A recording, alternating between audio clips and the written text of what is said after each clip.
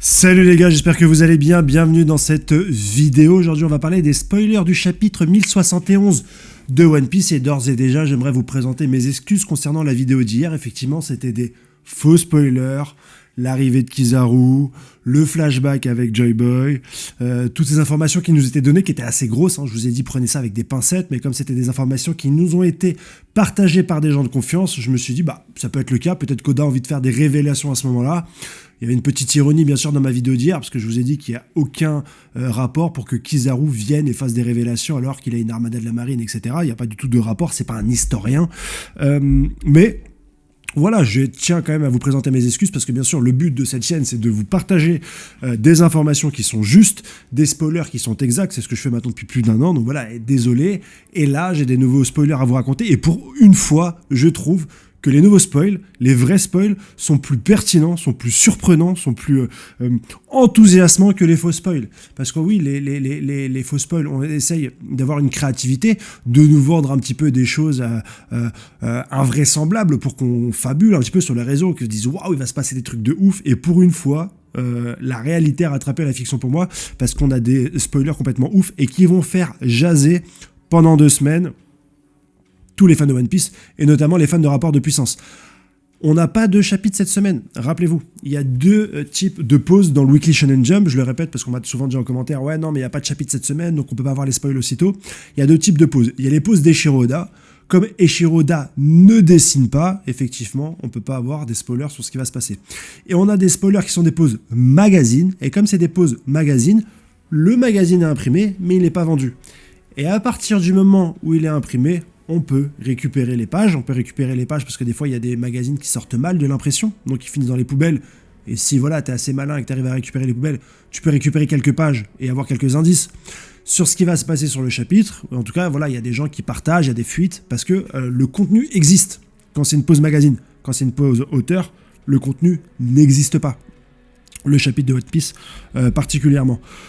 N'hésite pas aussi à t'abonner sur la chaîne YouTube, au cas où t'es pas abonné, tu regardes directement. Moi, ça m'aide beaucoup à faire progresser la chaîne, à pouvoir continuer à faire des vidéos. J'ai un nombre de vues qui est satisfaisant, je vous remercie. Il y a énormément de gens qui regardent mes vidéos par rapport à d'autres créateurs de contenu. Je suis très content, le rapport abonnés-vues, c'est magnifique. Et je vous remercie, c'est grâce à vous les gars, donc je dois vous le dire, merci beaucoup.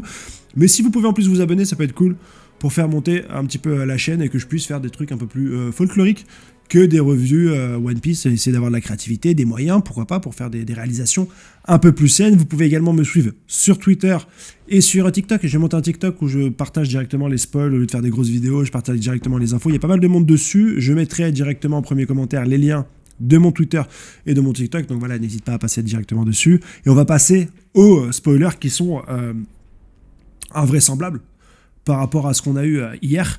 Il y a plusieurs éléments qui nous sont donnés. Je vais commencer du plus fiable au plus fantastique, selon moi, d'après ma propre définition de One Piece, hein, bien sûr. On devrait avoir normalement des nouvelles de Kid.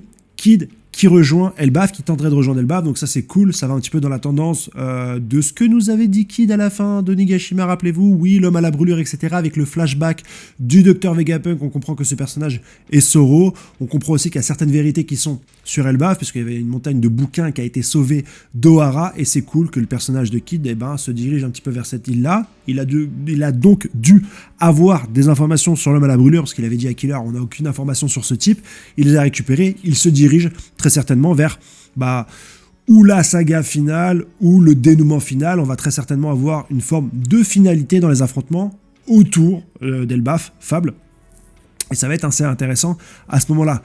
C'est pas tout, on a aussi des indices sur Marie-Joase, Terre Sainte. On a eu 2 châteaux qui sont montrés, un des 2 c'est le château de Chambord et ensuite un autre château, donc je me suis dit c'était peut-être un autre endroit où on aurait des personnages du Sword, ce qui n'est pas à exclure bien sûr, parce qu'on a aussi une poupée qui ressemble à un des personnages qui nous a été montré du Sword, une femme, style gothique, cheveux courts, je me rappelle plus de son prénom, la sous-directrice je crois du Sword, qui nous a été montrée en réaction, je crois, à l'enlèvement de Kobe par Barbe Noire. Donc, on aura très certainement une scène à Marie-Joase Terre Sainte. Les informations qui nous sont données, et là, c'est à prendre avec des pincettes à ce moment-là, c'est que Im-sama contrôlerait la princesse Vivi, qui sera encore à Marie-Joase Terre Sainte.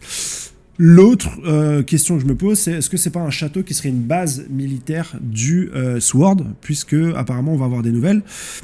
Chose qui corrobore aussi avec l'entrée dans ce chapitre d'un personnage tumultueux, qui va faire couler de l'encre. Mais avant de parler de ce cher Garp, beaucoup, si vous avez lu les scans, vous avez deviné que c'est de lui dont il s'agit. On devrait avoir sur la fin du chapitre l'apparition de Zoro, et il y a des spoils qui disent qu'on aura un élément sur son passé. Je trouve ça bizarre qu'on n'ait pas eu le passé de ce personnage sur Wano Kuni, pour être franc. Mais on devrait avoir plus de nouvelles sur lui. Mais le corps du chapitre se passe sur Garp. On va avoir donc Garp qui va débarquer. Garp ne va pas débarquer sur Ex-Id, comme le fait Kizaru. Ça ne sera pas la suite directe du chapitre 1070. Il va débarquer en plein affrontement de Teach et de Barbe Noire. Jusqu'à là, tu te dis un peu dommage. Les débarquements comme ça, sauvetage, tu l'as déjà eu, Barbe Noire contre Bois Hancock avec Riley qui se pointe et qui sauve un peu la situation. Avoir 2 fois la même chose, c'est un peu relou, en fait, de pas voir Barbe Noire aller au fond de ses idéaux, aller au fond de ses vols de fruits du démon. On dirait que l'auteur veut se débarrasser de ce personnage ou ne sait pas quoi en faire, ne sait pas comment le développer. Alors que dans la première partie de One Piece, chacun des mouvements de Barbe Noire était clair, net, précis, et ça lui permettait à chaque fois de devenir de plus en plus puissant, de passer de simple pirate à Shichibukai, à Empereur, avec tout ce qu'il a fait, à récupérer le fruit de Barbe Blanche. Et là, il est une nouvelle fois arrêté par Garp, et non seulement il l'a arrêté, mais en plus, apparemment, c'est un spoil à prendre avec des pincettes, mais apparemment, c'est donné par un spoiler qui a une aussi grande crédibilité que Raiden. Garp mettrait une sacrée race à Teach. Il le frapperait à plusieurs reprises. En fait, il vient par la simple motivation qu'il veut récupérer Kobe. Donc, est-ce que Kobe était sur cette île-là? On ne le savait pas, mais apparemment, il y était. Il veut récupérer Kobe. Et apparemment, il déploie une telle puissance que Barbe Noire est obligé de fuir. Désolé. Je me mouche un coup.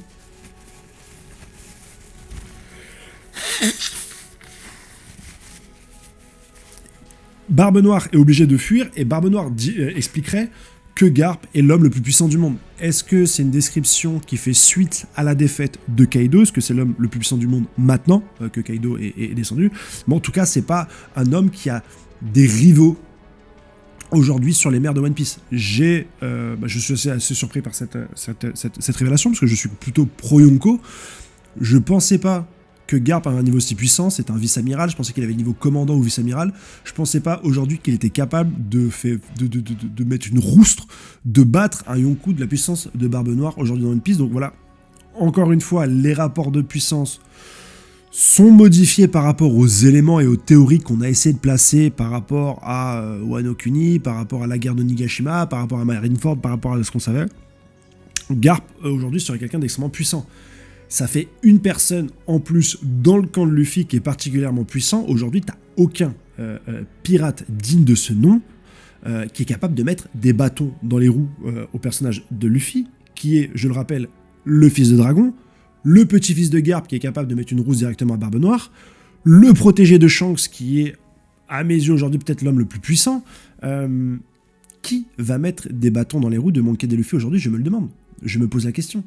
Si ces spoils sont avérés, sont exacts, si Garp a la puissance que semble lui donner Oda dans ce dernier chapitre, aujourd'hui, il n'y a plus aucun ennemi qui est capable de mettre des bâtons dans les roues au personnage de Luffy ou de le contrer dans ses ambitions de devenir le seigneur des pirates. Le mec, c'est non seulement le plus puissant, mais c'est aussi le pirate le plus entouré en termes de puissance. Même Barbe Noire, s'il fuit contre Garp, il n'y a aucun moyen qu'il fasse quelque chose aujourd'hui. Il n'y a aucun moyen qu'il devienne une menace perpétuelle pour le personnage de Luffy. Luffy qui a déjà battu Kaido, l'homme le plus puissant, la bête la plus puissante de cette œuvre. Donc je sais pas du tout vers où va se positionner Eiichiro Oda. Il reste la possibilité d'avoir un Shanks antagoniste qui pourrait un petit peu nous émoustiller, nous permettre de voir le personnage principal en difficulté dans cet univers où visiblement il n'y a plus rien ni personne qui peut se mettre sur la route de Luffy.